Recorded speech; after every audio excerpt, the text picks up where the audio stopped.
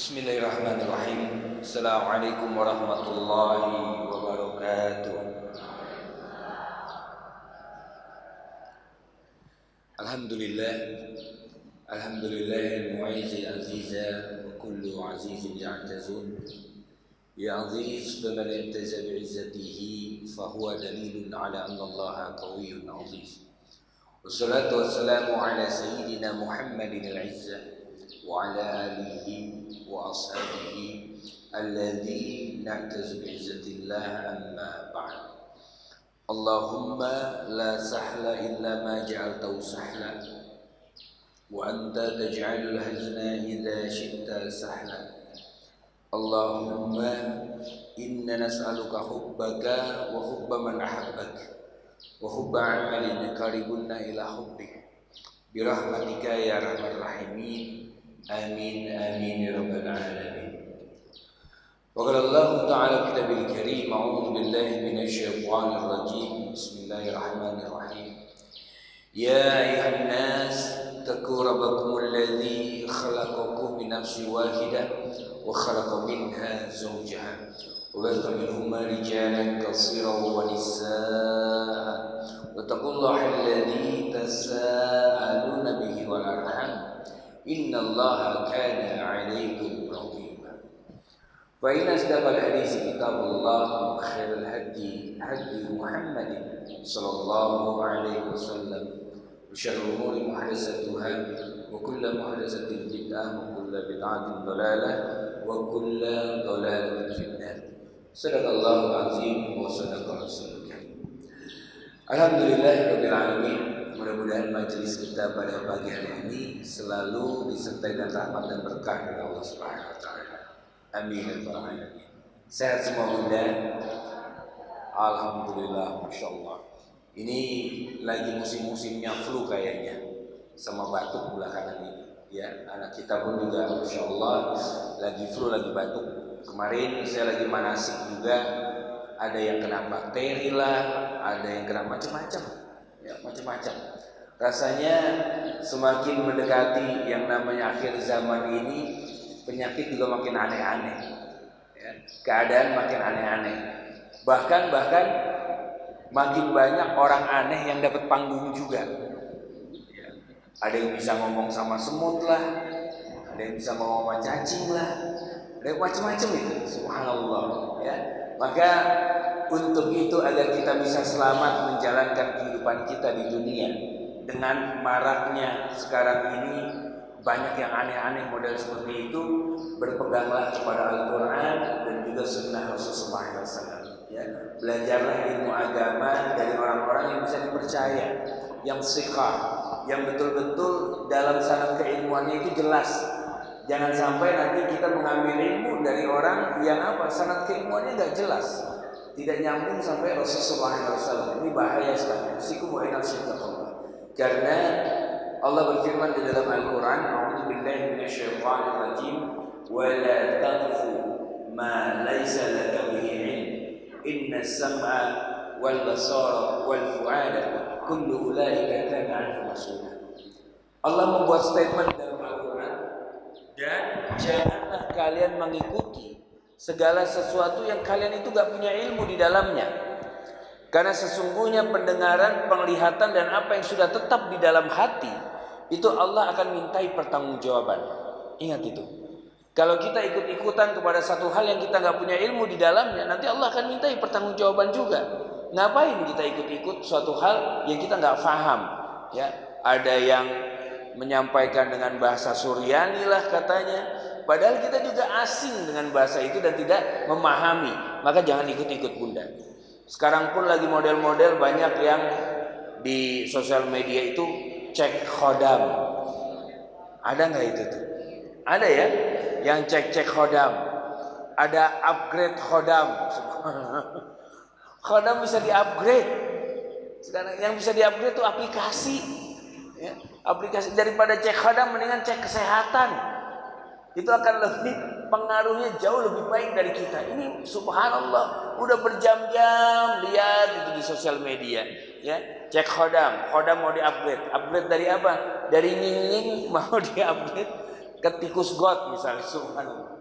Usikum wa nafsi bittaqallah. Maka hati-hati, bertakwalah kepada Allah dan jangan ikuti segala sesuatu yang kita nggak punya ilmu di dalamnya. Ini wabil khusus untuk masalah agama. Kalau untuk masalah agama, masalah ilmu agama, maka carilah guru-guru yang betul-betul dalam sanad keilmuannya dipercaya. Ya, dari tempat yang jelas, jangan diambil dari tempat-tempat yang tidak jelas. Baik. Bunda-bunda yang rahmati Allah, ikhwah yang dimuliakan Allah, hari ini insyaallah kita akan lanjutkan pelajaran kita setelah pertemuan terakhir membahas tentang apa? Kengerian alam barzah. Ada apa aja di alam barzah kemarin? Iya, benar itu Bunda. Penyiksaannya apa aja? Ayo, ini pada hadir nggak nih pertemuan kemarin nih? Enggak, langsung pada nggak hadir. Nggak hadir semuanya. Nggak hadir semua, nggak mungkin. Saya lihat ada wajah-wajah familiar kok ini. Ya, wajah-wajah yang hadir. Oke, secara singkat saja, bahwa kemarin kita sudah melihat dan berkenalan dengan alam barzah. Apa saja yang ada di alam barzah?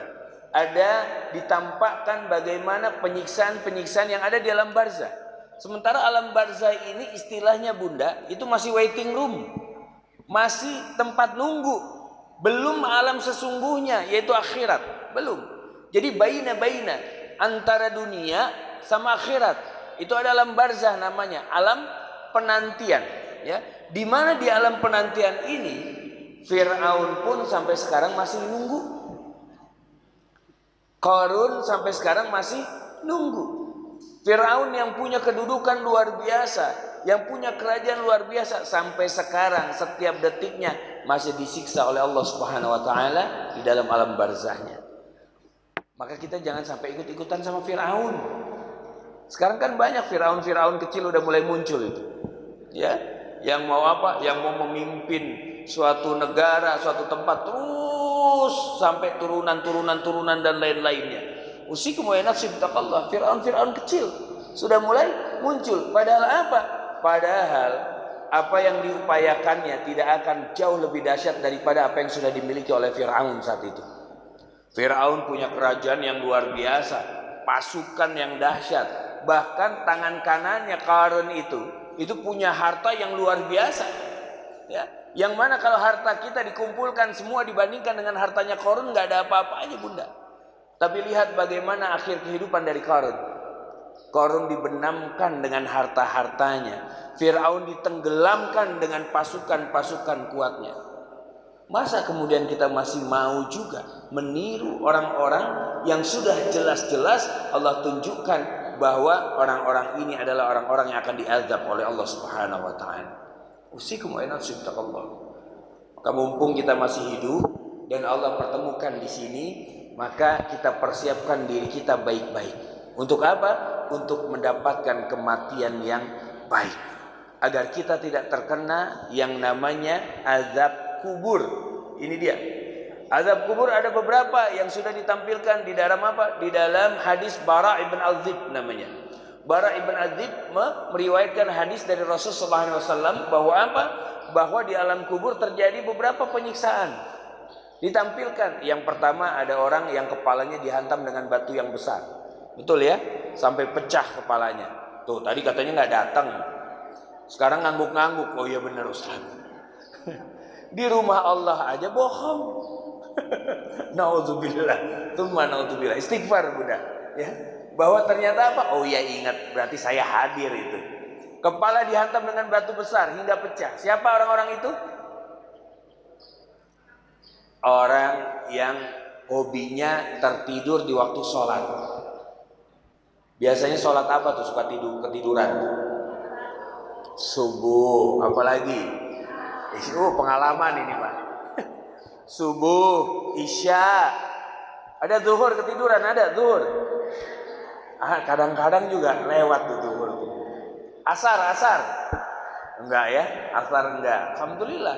Ya terkadang kita ya 1-2 kali pernah terlewat. Walaupun terlewat itu tidak sampai habis waktunya, tetapi kok kenapa ya? waktu-waktu menjelang azan, itu waktu-waktu menjelang mata tuh kelopak atas sama bawah akrab. Pengennya ketemu aja begitu. Dengar Allahu Akbar, itu langsung geliang begitu tuh. Nggak tahu kenapa, ya. Tapi itulah yang kita alami. Maka Bunda ingat, ada jenis siksaan di mana pada saat seseorang dimasukkan ke dalam kubur, ada yang kepalanya dihantamkan dengan batu sampai pecah. Yaitu orang-orang yang pada saat dia ini masuk waktu sholat, dia malah tidur. Yang kedua, ada orang yang kemudian mulutnya dirobek sampai ke belakang, hidungnya dirobek sampai ke belakang. Siapa mereka itu? Orang-orang yang punya hobi berdusta, yang mana dustanya itu dari disampaikan di tempat sini misalnya, dia berdusta di Assalam, tapi ternyata di Irian Jaya mengetahui dustanya, ternyata di Amerika mengetahui dustanya. Itu sekarang mudah Bunda nih, dengan adanya handphone, dengan adanya sosial media. Kalau kita posting yang hoax itu bahaya. Sekarang di Inggris lagi kerusuhan, lagi mencekam. Karena apa? Postingan seseorang hoax yang mengatakan apa? Ada penusukan dilakukan oleh orang Islam dan pendatang. Nah, ini adalah hoax yang mana sampai terjadi kerusuhan yang luar biasa di Inggris saat ini. Bisa dibayangkan itu. Gara-gara satu orang postingan ini adalah dusta, maka akhirnya semua yang terkena akibatnya. Nanti dia di alam barzakh akan dirobek dengan menggunakan kait, dirobek sampai ke belakang, Nauzubillah summa nauzubillah. Kemudian yang ketiga, ada orang-orang yang dimasukkan ke dalam tungku yang besar, ya, laki-laki dan wanita tanpa busana, yang mana saat kemudian apinya menyala, mereka mencoba untuk naik ke atas, tapi kemudian jatuh dan terbakar oleh api itu. Siapa mereka itu? Betul Bunda, mereka itu adalah orang-orang yang hobinya berzina saat di dunia, dan seterusnya. Itu adalah gambaran di alam barzakh. Nah, tadi sudah disampaikan bridging tentang huru hara padang mahsyar. Apa itu? Saat tadi dibacakan di dalam surat Al-Abasa, fa idza ja'atis sakhah. Dan pada saat ditiupkannya sangkakala oleh malaikat Israfil, ya. Saat ditiupkan sangkakala itu, kapan? Ada 2 kali sangkakala ditiupkan kan? Yang pertama kali saat ditiupkan sangkakala pertama kali, maka hancur semua yang ada di bumi dan langit.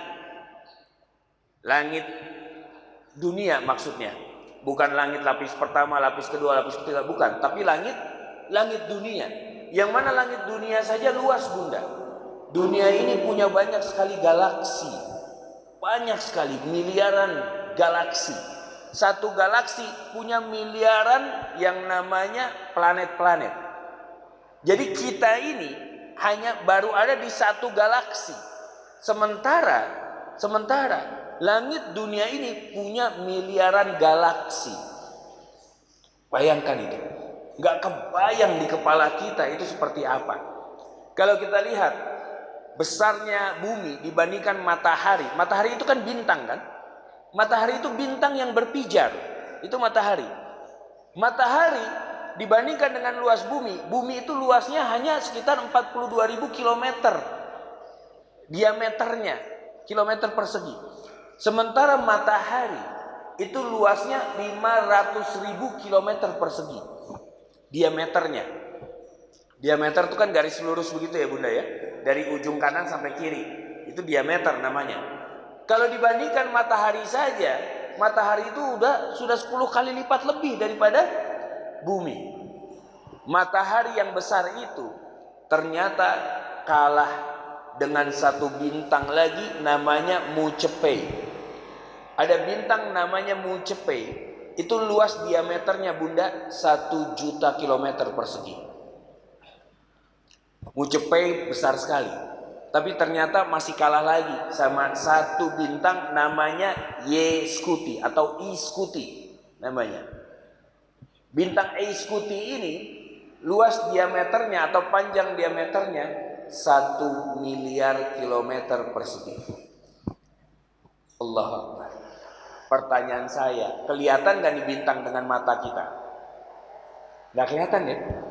Padahal sebesar itu loh, gede banget padahal, tapi sama mata kita gak kelihatan.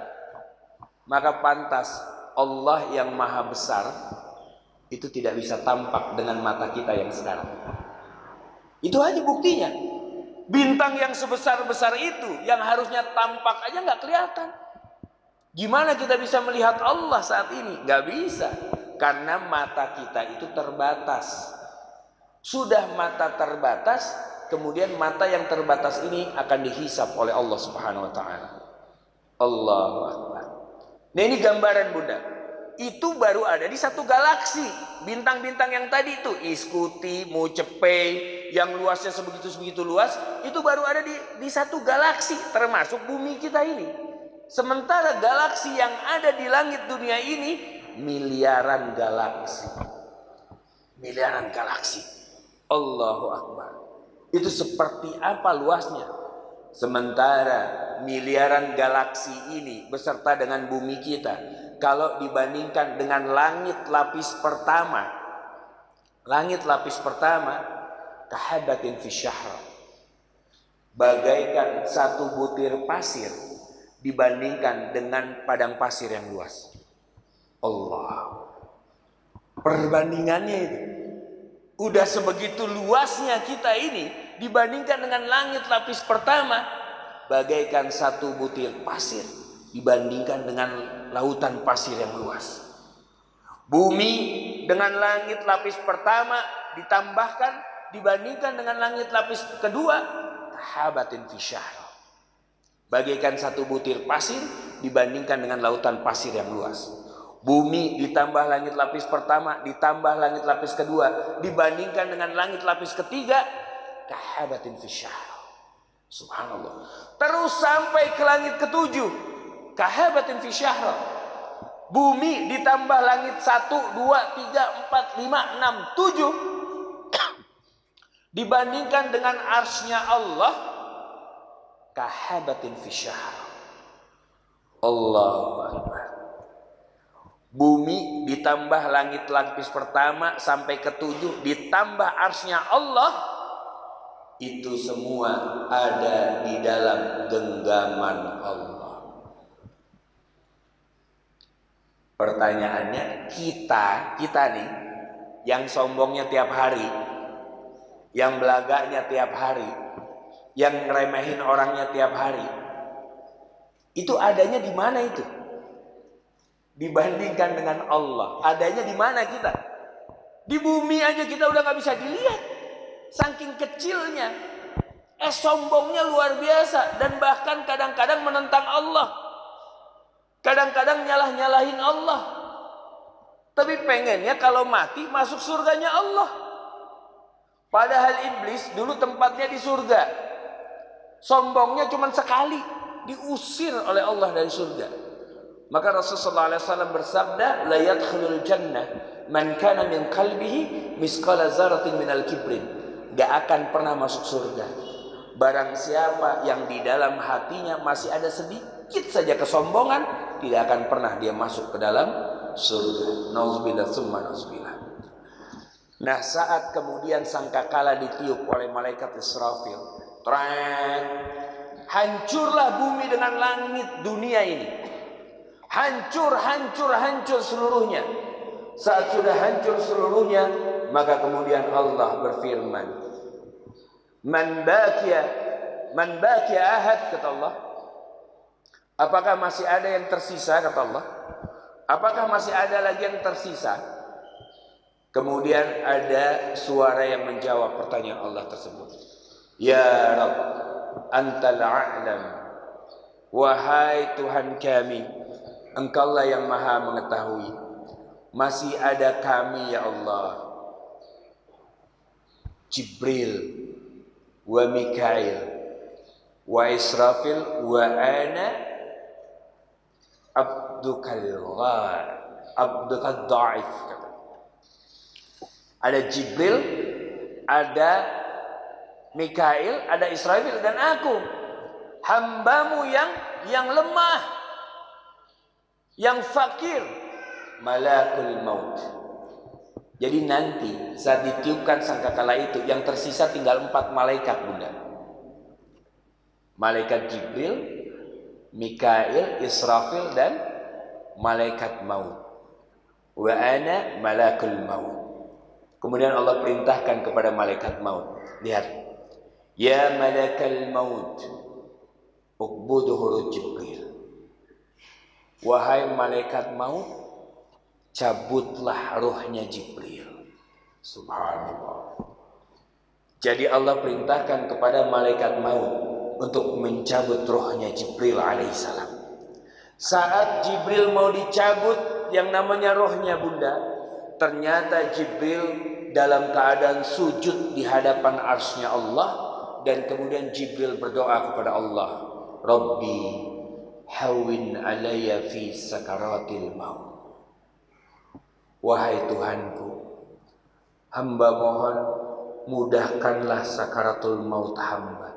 Jibril yang gak pernah maksiat, hatta min tarafata ain, bahkan sekejap mata pun, sekedipan mata tuh Jibril gak pernah bermaksiat. Tapi Jibril bermohon kepada Allah, ya Allah, mudahkanlah sakaratul maut hamba ya Allah. Jibril gak pernah bermaksiat, bermohon agar sakaratul mautnya itu mudah. Kita bermaksiat bisa tiap saat, tapi kok jarang untuk bermohon agar dimudahkan sakaratul maut kita. Malah sibuk ketawa-ketawa, senang-senang, kesana kemari, pakai ngomongin orang lagi. Subhanallah.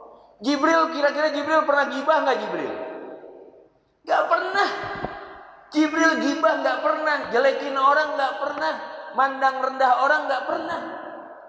Jibril masih bermohon kepada Allah agar dimudahkan sakaratul mautnya. Saat itu dicabutlah Jibril, dan kemudian malaikat yang lain satu persatu dicabut oleh malaikat maut. Saat itu kemudian Allah kembali berfirman, Abakia ahad, kata Allah. Masih ada, kata Allah. Masih ada lagi. Kemudian malaikat maut pun berseru kepada Allah, Ya Rabb, antal a'lam. Wahai Tuhan, Engkaulah yang maha mengetahui. Ana ya Rabb, abduka dha'if al-fakir malakul maut. Aku ya Allah, hambamu yang lemah, malaikat maut. Kemudian Allah berfirman, Ya malakal maut, zuk kama qad zawwakal ibadi jami'an. Wahai malaikat maut, nah sekarang sampai ini, lihat waktunya engkau akan mengalami apa yang dialami oleh semua hamba-hambaku, yaitu apa? Sakaratul maut. Izhab bainal jannah wan nar wa mutunak. Pergilah engkau antara surga dan neraka, dan matilah engkau di sana. Malaikat maut diperintahkan oleh Allah untuk mencabut nyawanya sendiri, Bunda. Subhanallah. Kira-kira enakan dicabutin nyawanya apa nyabut sendiri? Bismillah. Mana yang lebih enak? Kira-kira? Oh, nyabut sendiri lebih enak ya? Pelan-pelan. Kalau nyabut sendiri bisa pelan-pelan. Subhanallah. Kalau pelan-pelan sakitnya berasa berulang-ulang apa cuma sekali? Berulang-ulang ya. Rasanya kali ada nanti dulu. Kalau dibetot cuma sekali kan selesai. Ini malaikat maut diperintahkan oleh Allah untuk mencabut nyawanya sendiri. Bunda, kalau dulu saya masih kecil suka main bola di lapangan, itu pernah kaki saya ketusuk paku, Bunda. Paku tuh jelas. Itu kalau dicabut sendiri kayaknya nggak akan bisa kecabut-cabut itu paku. Mesti minta dicabutin sama orang lain. Karena teman yang nyabutin siap ya, hitungan 3 ya, 1 dang langsung dicabut sama dia begitu kan. Sakitnya cuma sekali. Tapi kalau nyabut sendiri, subhanallah. Jadi jangan sampai kepikiran, malaikat maut enak banget. Udah hobinya betotin nyawa orang, dia nyabut sendiri lagi. Enggak, Allah itu adil. Lihat, Allah itu adil. Maka saat itu pun malaikat maut mati antara surga dan neraka. Saat itu kemudian Allah berfirman, "Ya dunya, aina ant?" kata Allah. Wahai dunia, di mana engkau sekarang? Ya asjaratid dunya, aina ant? Wahai pohon-pohon yang ada di dunia, mana kalian sekarang? Ya hayawanatid dunya, aina ant? Wahai hewan-hewan yang ada di dunia, kemana kalian sekarang? Ya bena Adam, aina ant? kata Allah. Wahai anak keturunan Adam, mana kalian sekarang? Ya Fir'aun, aina ant? kata Allah. Wahai Fir'aun, mana engkau sekarang? Allahu Akbar.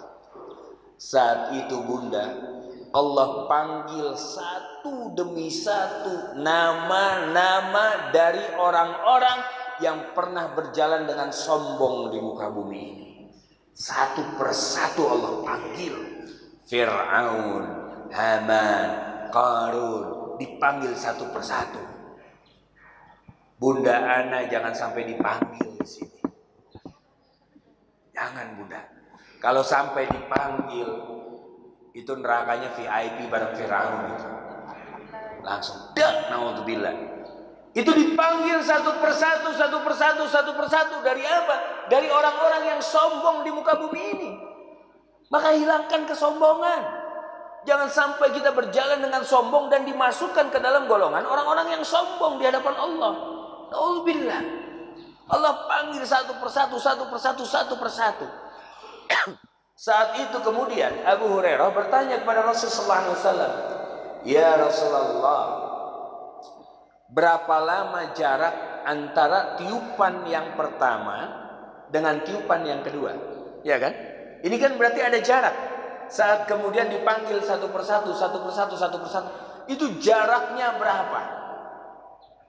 Rasulullah SAW kemudian mengatakan, "Al-ba'mu 40," kata Rasulullah. 40 apa ya Rasulullah? Apakah 40 detik? La adzunnu dzalik, kata Rasulullah. Aku enggak tahu. Enggak tahu, kata Rasulullah. Apakah 40 menit? La adzunnu dzalik. Aku enggak tahu. Apakah 40 jam? Apakah 40 hari? Apakah 40 bulan? 40 tahun? 40 apa? Aku tidak tahu, kata Rasulullah. Aku hanya diberitahukan 40 saja. 40 apa? Wallahu a'lam. Nah, disinilah bunda menjadi satu batasan bagi kita bahwa apa? Bahwa untuk soal agama itu nggak boleh ngarang-ngarang. Rasulullah SAW saja itu nggak berani ngarang-ngarang. Saat Rasulullah hanya diberitahukan 40 saja, Rasulullah hanya mengatakan 40. Padahal kalau Rasulullah bilang 40 hari kira-kira, kita percaya nggak? Percaya. Percaya 40 hari kata Rasulullah. Padahal mungkin Rasulullah nggak tahu, kita pasti percaya. Tapi itu nggak boleh. Karena dalam agama nggak boleh ada pelajaran atau nggak boleh ngarang-ngarang itu. Karena pelajaran mengarang itu biasanya adanya di bahasa Indonesia, bukan di agama. Biasanya di pelajaran, ya kan, pelajaran mengarang kan gitu ya. Kalau agama jangan. Nah, maka untuk para ustadz, ustadzah, para asatidz yang ada, saat kita ditanya oleh jamaah, kalau nggak tahu ya bilang nggak tahu. Kadang-kadang ya yang namanya udah di depan sini kan, gengsi kalau nggak tahu. Seolah-olah ustadz tuh tahu semua, enggak juga. Dan pada saat nggak tahu ya nggak apa-apa, sampaikan. Wah, untuk masalah itu saya belum tahu. Nanti kita cari sama-sama. Itu lebih baik. Karena apa? Semua yang keluar dari lisan, Allah akan mintai pertanggungjawaban. Apalagi dia sesat dan menyesatkan. Ini bahaya sekali. Nah, saat itu kemudian setelah 40 waktunya, maka Allah bangkitkan 4 malaikat utama ini terlebih dahulu. Malaikat Jibril, Mikail, Israfil, dan malaikat maut, malakul maut. 4 malaikat ini dibangkitkan oleh Allah. Kemudian Allah perintahkan kepada malaikat Israfil untuk meniup sangkakala yang kedua. Saat ditiup sangkakala yang kedua, maka manusia pun dibangkitkan oleh Allah Azza wa Jalla. Dibangkitkan. Dan tempat yang pertama kali dibangkitkan oleh Allah adalah Baqi. Baqi Bunda. Adanya di Madinah. Baqi. Maka orang-orang itu pengen sekali untuk wafat dan dikuburkan di Baqi. Karena dari Baqi situlah pertama kali dibangkitkan orang-orang, ya, bersama dengan Rasulullah SAW. Masya Allah. Bayangkan itu, ya. Jadi kalau punya cita-cita wafat, jangan di tempat-tempat yang aneh-aneh. Aduh, saya mau pengen wafat di mana gitu, ya, nggak perlu. Tapi bikinlah cita-cita, saya ingin wafatnya di Baqi. Karena apa? Pada saat dibangkitkan dari Baqi, mustahil Bunda masuk neraka. Karena apa? Dibangkitkan bersama orang-orang yang dicintai oleh Rasulullah SAW. Anta ma'an man ahbabta. Kalian itu akan dibangkitkan bersama dengan orang-orang yang kalian cintai.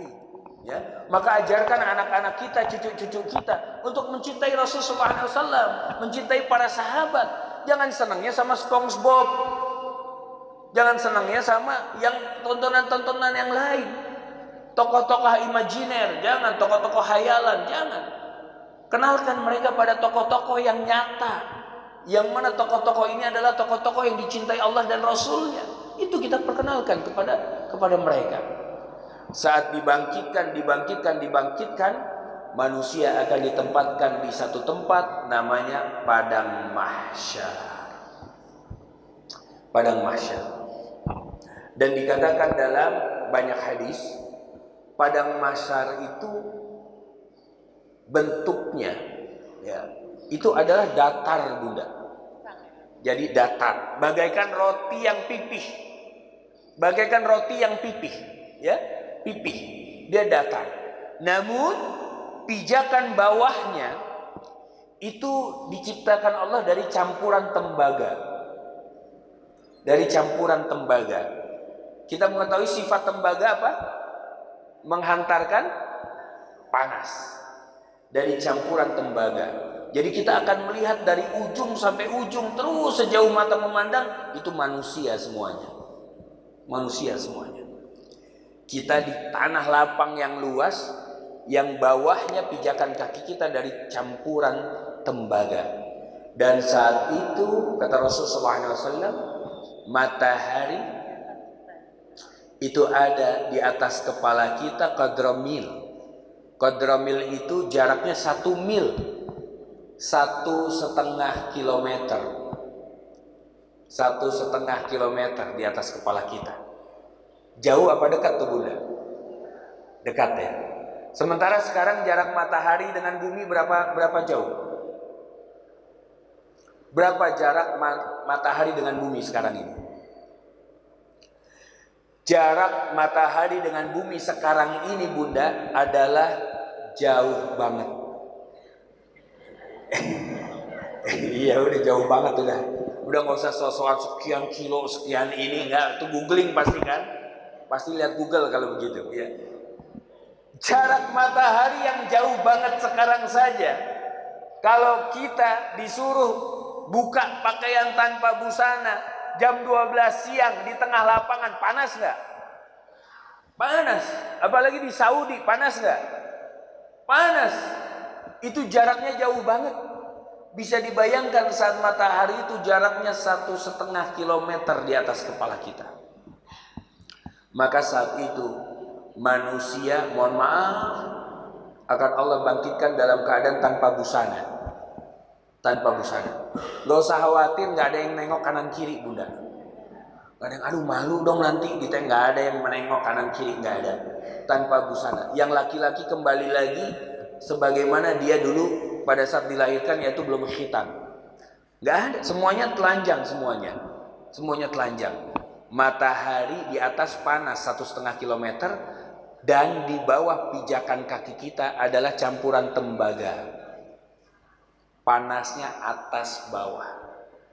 Dan saat itu Allah mendiamkan kita.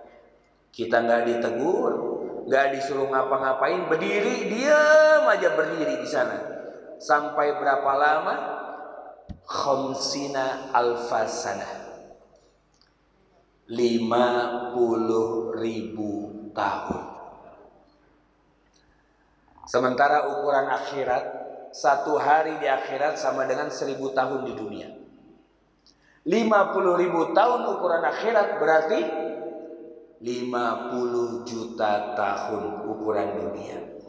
Dibiarkan dalam keadaan seperti ini. Dan manusia dalam keadaan terendam dengan keringatnya masing-masing. Terendam. Ada yang sebatas mata kakinya, ada yang sebatas betisnya, ada yang sebatas pinggangnya, dan yang paling tinggi dia sebatas hidungnya. Sampai kemudian dia berjinjit agar kemudian keringatnya tidak masuk ke dalam hidungnya. 50 juta tahun jinjit. Bisa dibayangin itu sakitnya seperti apa kakinya, panasnya atas bawah seperti apa. 50 juta tahun ukuran dunia. Subhanallah. Wah, gak kebayang huru haranya seperti apa saat itu. Tuh, masih kepikiran mau healing bunda sekarang? Masih kepikiran mau jalan-jalan? Mau beli tas, mau beli segala macam, sepatu yang baru lagi, jilbab lagi dibeli, online lagi, tiap hari baju datang, kerudung datang, bros datang, macam-macam datang semua tiap hari. Nggak dilihat tuh, 50 juta tahun jinjit mau ngapain nanti? Baju nggak dibawa, semua nggak dibawa. Subhanallah. Ini dia. Saat itu dalam keadaan kepayahan.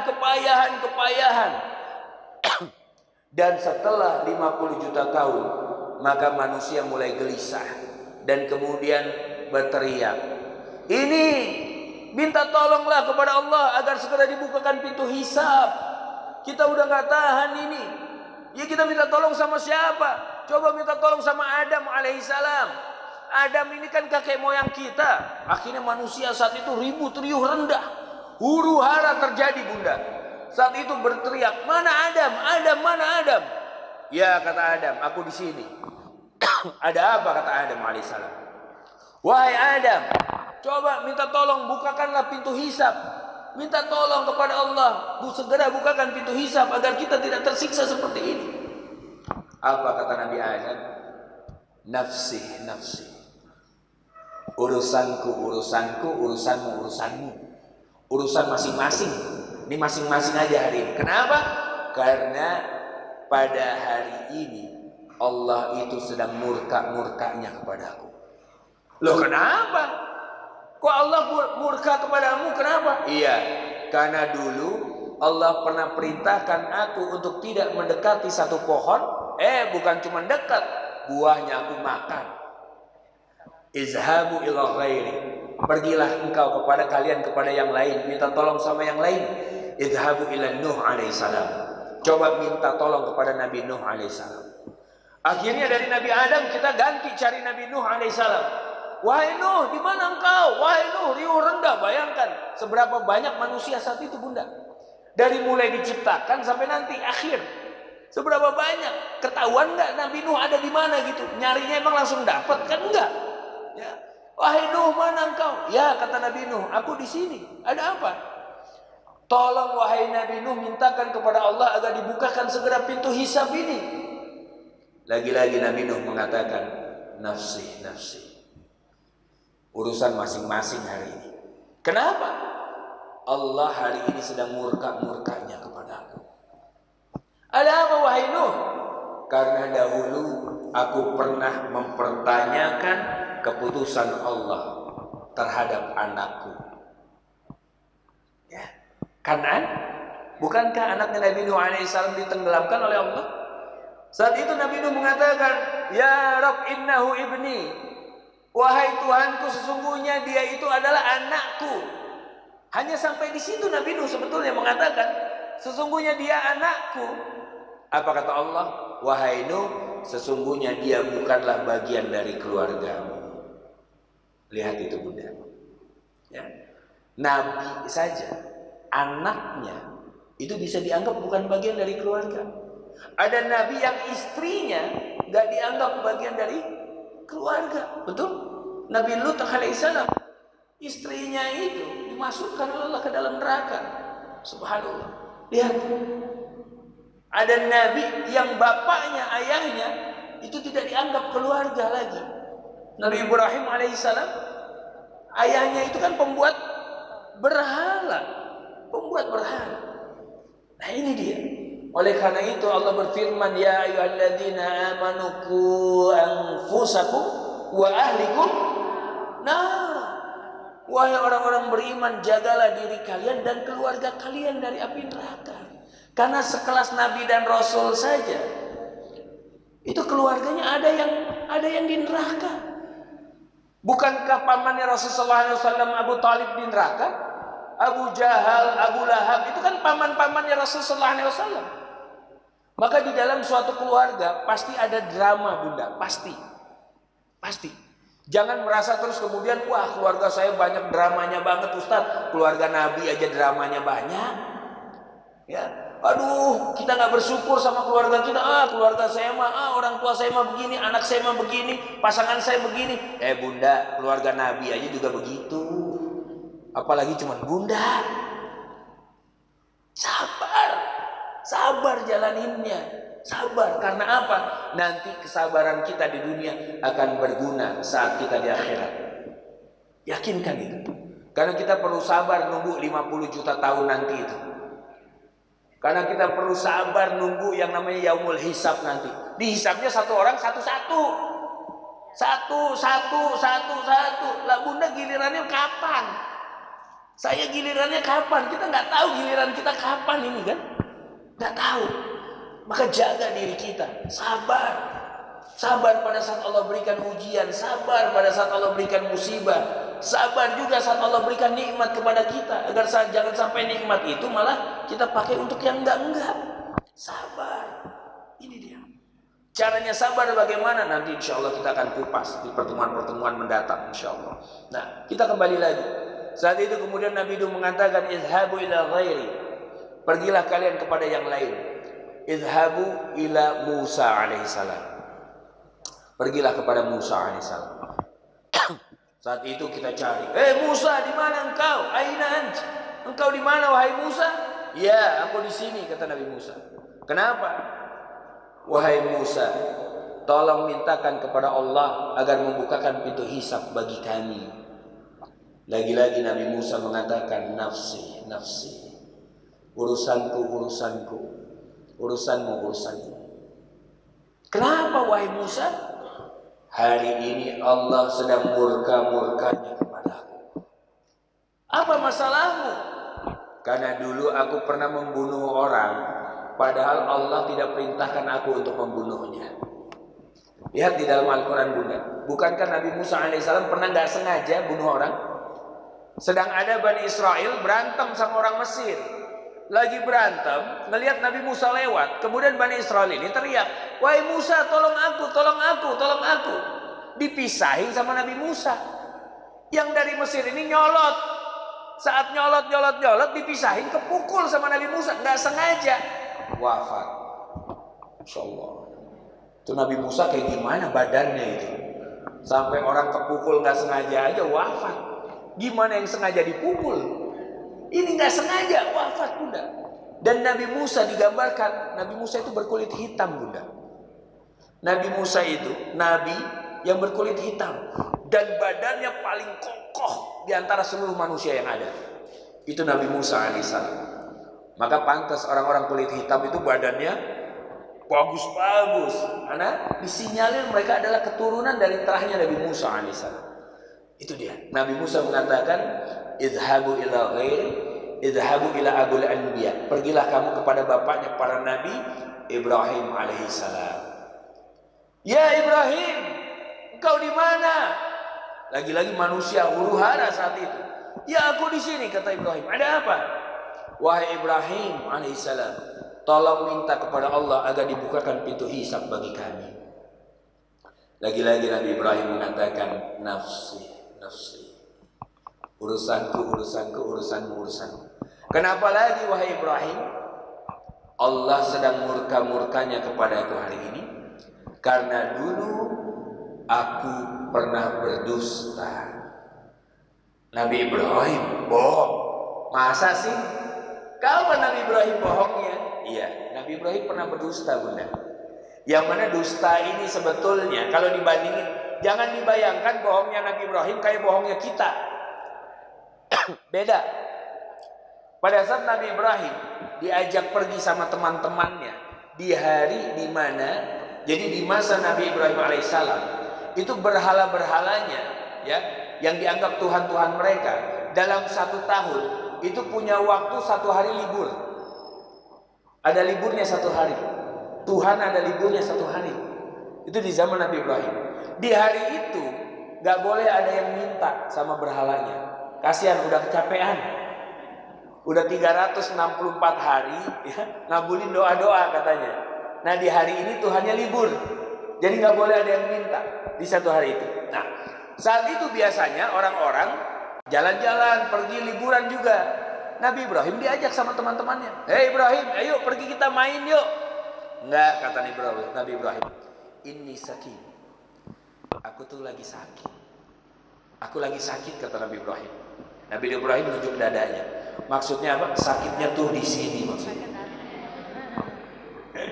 Sakitnya tuh di sini, sakit hati. Ngelihat apa? Ngelihat ada patung-patung disembah-sembah. Nah saat orang-orang pergi semua, termasuk ayahnya, maka berhala-berhala yang kecil itu dihancurkan oleh Nabi Ibrahim alaihissalam. Bohong pertama aku sakit, ya kan? Dihancurkan oleh Nabi Ibrahim alaihissalam.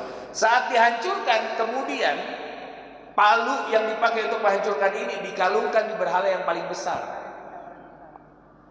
Dikalungkan di sana. Tidur lagi di rumah Nabi Ibrahim. Saat pulang orang-orang kembali melihat berhala-berhalanya hancur, langsung, loh, kok hancur? Siapa ini yang hancurin? Siapa ini? Bapaknya Ibrahim langsung mengatakan, anak saya. Kan nggak ada yang nggak pergi, cuma dia doang yang nggak pergi ini. Dipanggillah Ibrahim. Hei Ibrahim, sini. Iya, kata Ibrahim. Ada apa? Ini kamu yang ngancurin ya? Ini kamu yang ngancurin semuanya ya?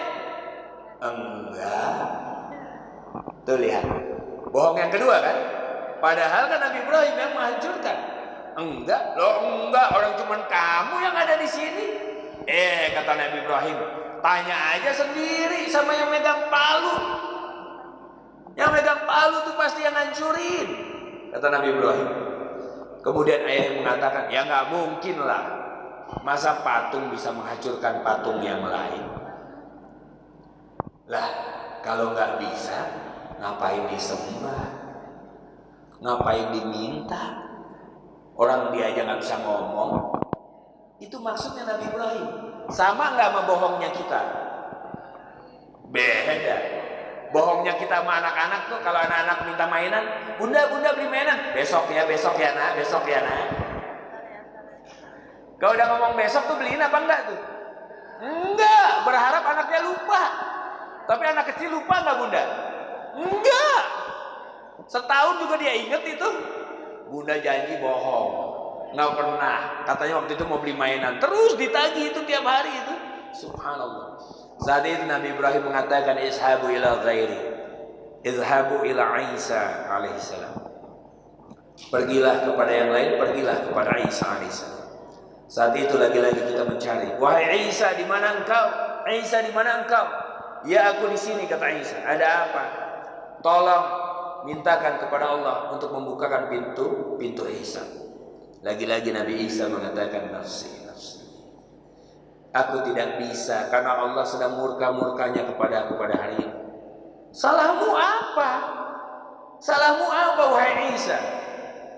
Karena banyaknya umat Muhammad sallallahu alaihi wasallam yang menganggap diriku Tuhan. Padahal bukan salah Nabi Isa alaihissalam, ya kan? Tapi karena pengikutnya yang menyelewengkan ajarannya, akhirnya sekarang banyak umat Muhammad. Sekarang ini kita semua, dari kakek nenek kita, dari Nabi Muhammad SAW ditunjuk menjadi Nabi, itu ke bawahnya umatnya Muhammad semua sampai akhir zaman. Banyak nggak yang sekarang mempertuhankan Nabi Isa alaihissalam? Banyak. Izhabu ila ghairi, kata Nabi Isa. Izhabu ila khatamul anbiya Muhammad sallallahu alaihi wasallam. Pergilah engkau kepada yang lain, kepada penutupnya para nabi, kepada nabi yang terakhir yaitu Muhammad sallallahu alaihi wasallam. Saat itu seluruh manusia pun berteriak dan meneriakkan nama Rasulullah sallallahu alaihi wasallam. Ya Muhammad, ya Muhammad, aina ant? Iya, aku di sini, kata Rasulullah. Ada apa? Wahai Muhammad sallallahu alaihi wasallam, tolong mintakan kepada Allah, bukakanlah pintu hisab. Saat itu Nabi kita Muhammad sallallahu alaihi wasallam menjawab, Annalah, annalah. Ini memang bagianku. Ini memang bagianku. Masya Allah. Dari Nabi Adam alaihissalam sampai Nabi Isa alaihissalam, lihat semuanya tidak ada yang sanggup memohon kepada Allah agar dibukakan pintu hisab, tapi Nabi kita saat itu satu-satunya Nabi yang mengatakan ini bagianku, ini bagianku. Saat itu Rasulullah SAW langsung sujud di hadapan arsy-Nya Allah. Sujud beliau itu. Rasulullah SAW pada saat sujud baru mengatakan Allahumma, ya Allah, ya Allah, ya Allah. Rasulullah baru mengatakan ya Allah, tiba-tiba kita semua nanti mendengarkan suara Allah menjawabnya. Ya Rasulullah, salmatasak, ajabak, syafi'tu syafa'. Wahai utusan Allah, wahai kekasihku, kata Allah, angkat kepalamu, angkat kepalamu, tidak perlu sujud lagi. Angkat kepalamu. Aku akan kabulkan apa yang kau pinta itu, padahal belum minta. Baru bilang ya Allah, ya Allah, aku akan kabulkan apa yang akan kau pinta itu. Udah angkat kepalamu. Bayangkan begini Bunda, bayangkan pada saat kita mau minta maaf sama seseorang, kita ngedeprok di bawah begitu kan, meluk, tiba-tiba orang itu jangan naik, ayo jangan naik di atas. Kita mau duduk di atas, tiba-tiba orangnya ngangkat, jangan di atas. Bayangkan Allah Azza wa Jalla itu berlaku seperti itu kepada Rasulullah SAW. Jangan, udah angkat kepalamu, angkat, udah jangan sujud lagi, jangan, angkat. Aku akan kabulkan. Tapi kata Allah, izinkan aku untuk memenuhi janjiku dulu kepada umatmu. Apa itu? Akan aku bebaskan 7 golongan di hari ini, di mana hari ini tidak ada pertolongan kecuali pertolongan dariku, kata Allah. Siapa mereka itu? Golongan yang pertama, al-imamun adil, yaitu pemimpin yang adil. Yang pertama. Yang kedua adalah golongan anak-anak muda yang ibadahnya bagaikan orang-orang yang sudah tua. Masya Allah. Kalau kita lihat ada anak muda Bunda, dikit-dikit ikut kajian, sholatnya di masjid, ya. Pokoknya hobinya ibadah. Ini adalah golongan yang Allah selamatkan nanti pada saat di padang mahsyar, di mana saat orang-orang kepanasan, kehausan, kelelahan, mereka dinaungi dengan arsy-Nya Allah, hilang panasnya, hilang hausnya, hilang laparnya. Masya Allah. Golongan yang kedua. Golongan yang ketiga adalah golongan orang-orang yang hatinya terpaut dengan masjid. Hatinya terpaut dengan masjid. Dikit-dikit masjid, apa yang dibutuhkan masjid, apa-apa ke masjid, itu dia tuh. Terpaut dengan masjid. Ini golongan yang ketiga. Kemudian golongan yang keempat, yaitu adalah orang-orang yang mereka bersahabat karena Allah Subhanahu wa taala. Mereka bertemu karena Allah dan berpisah juga karena Allah Subhanahu wa taala. Ini golongan yang keempat. Yang kelima, yaitu golongan orang-orang yang dia ini diajak berzina oleh lawan jenisnya. Padahal lawan jenisnya ini adalah orang yang jauh lebih tinggi strata sosialnya, orangnya cantik, orangnya ganteng, begitu ya. Saat sudah ada di dalam kamar, tinggal melakukan, tiba-tiba dia mengatakan, maaf, saya nggak mau. Ini akhafullah, aku takut sama Allah.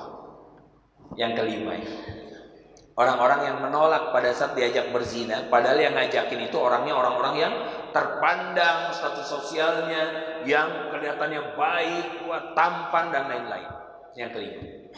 Kemudian yang keenam, yang keenam adalah golongan orang-orang yang dia bersedekah dengan tangan kanannya, tapi tangan kirinya tidak mengetahuinya. Ini yang keenam. Kemudian yang terakhir, golongan yang ketujuh adalah golongan orang-orang yang hobinya menangis saat mereka mengingat dosa-dosanya. Menangis saat mengingat dosa-dosanya. 7 golongan ini adalah 7 golongan yang akan diselamatkan oleh Allah Subhanahu wa taala saat di padang mahsyar. Kira-kira dari 7 golongan kita masuk golongan yang mana, Bunda? Yang paling gampang?